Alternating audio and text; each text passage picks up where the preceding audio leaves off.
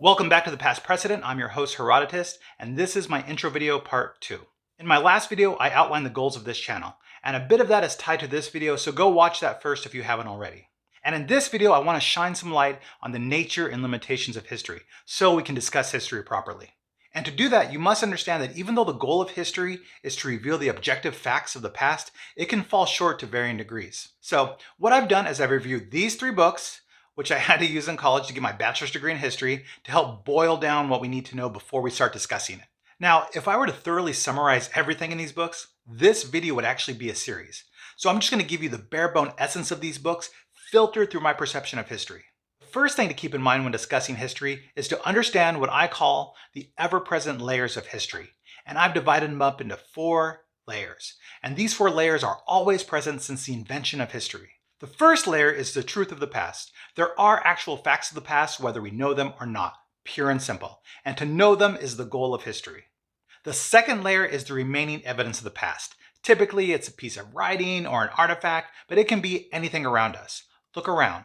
Everything you see is the remaining evidence of the past. You may not know the whole truth of the past, but you see its result right now, here in the present.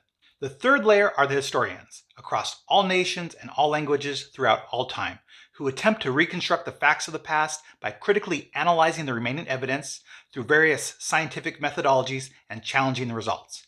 And considering that evidence is vast, obscure, and multifaceted, each historian will probably only weigh a percentage of the available evidence. So the more historians we have analyzing a single topic from multiple angles, the better our historiography is of the topic. And finally, the fourth layer is everyone else in the world who discusses their unique perception of history, and I've divided them up into 2 categories, the Clio and the Echo. And let me take a second to discuss these 2 terms. The term Clio is Greek, and she is the daughter of Zeus and Mnemosyne, who is the goddess of memory. And Clio is one of the 9 muses. Specifically, she's the muse of history.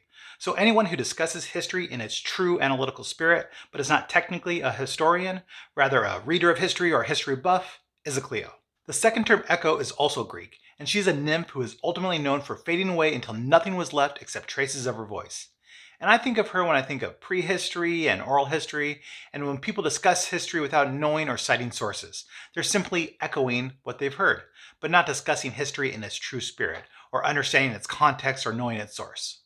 And when someone is echoing, it's not necessarily wrong, it's just not grounded when questioned. And if it can't be grounded at all, it's either disregarded or placed in the realm of speculation or opinion, and ultimately it just fades away. Whereas all grounded evidence can be challenged and discussed. Now, no one except me uses those terms Clio and Echo, but I'm using them to highlight the degrees of credibility between everybody who discusses and influences history. The historian who creates history, the Clio who discusses history in its true spirit, and the Echo who just repeats it. So, to sum up the 4 layers, we have the definitive truth of the past. A fraction of that truth resides in the evidence that surrounds us today. A fraction of that evidence is assessed by historians and curated into history, and the rest of the world discusses it to varying degrees of credibility and influence. And in addition to these layers, we must also take into account the subjectivity of the historian, the Clio, and the Echo.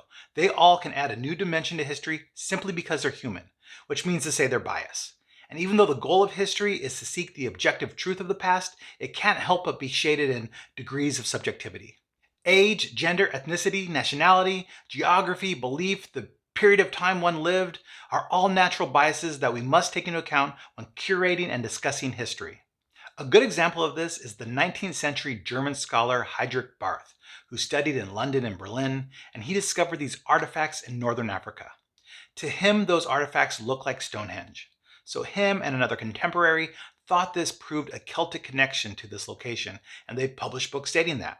However, it was soon discovered that those artifacts were actually Roman olive presses. Whoops. And this example shows 2 things. 1, his cultural biases led him in the wrong direction, and 2, history develops properly through being discussed and challenged and corrected when needed. And when it's corrected, it's called historical revision. This is great when new interpretations or new evidence forces a new understanding of the past. It's bad, however, when it neglects the available evidence or plausible interpretations. Conspiracy theories, politicians, or some groups with an agenda rely on bad historical revision to paint a certain worldview or to target certain demographics. And because of these bad actors, I've come across people who think all revisionist history is automatically false. But as we know, it's not. It all depends on what caused the revision. Now, this subjectivity is further enhanced by how history must be created. Historians and even the Clio and the Echo can't just write disconnected facts of the past like a dictionary. I mean, they could, but it would have almost zero utility. That utility comes once a historical question is asked, like, what were the causes of World War II? How did Rome transition from a republic to an empire? Then they have to assemble the answer so it's intelligible and says something about the past by analyzing evidence, creating a narrative, and offering a conclusion, all of which can vary from historian to historian and from generation to generation. So history is just as much about who's writing it and discussing it and the time period they're in as history itself. Now, when you consider everything I've just said, that evidence is sparse and there's all these degrees of subjectivity baked into our history, you might begin to think that history is contrived and contains no absolute truth and it shape shifts with each historian. Well, some people do believe this, but I'm here to tell you that even though history may seem contrived, it's not. History done properly is grounded in evidence and reason and is thoroughly examined. It's continually tested and revised by other historians based on new facts or new interpretation of the old facts, but not a denial of the past. Any interpretation that flies too far away from the available evidence will be met with caution, remain on the fringes, and most likely dismissed. And if multiple interpretations arise from the same evidence, then that just adds to the breadth of the topic. And historians who create history in its true spirit have no problem defending their position or saying maybe, maybe not, or I don't know. So to discuss history properly is to approach history like a science, knowing it's neither a true science nor a relativist fiction. Now, the nature and limitations of history is just part of the craft of history. There's other methods, models, concepts, philosophies, and theories that could be attached to a video like this. So I want this video to be a jumping off point to begin exploring these tools more in depth. And ideally, I'd love it if my comment section is filled with people asking questions and posting resources to help everyone, including me, hone their craft.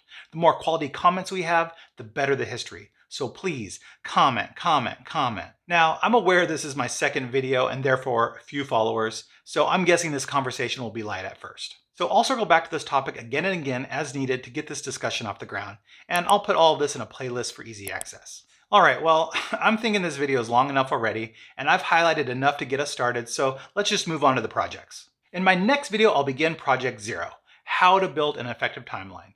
Click the notification so you know when the video is up, and I'll see you then.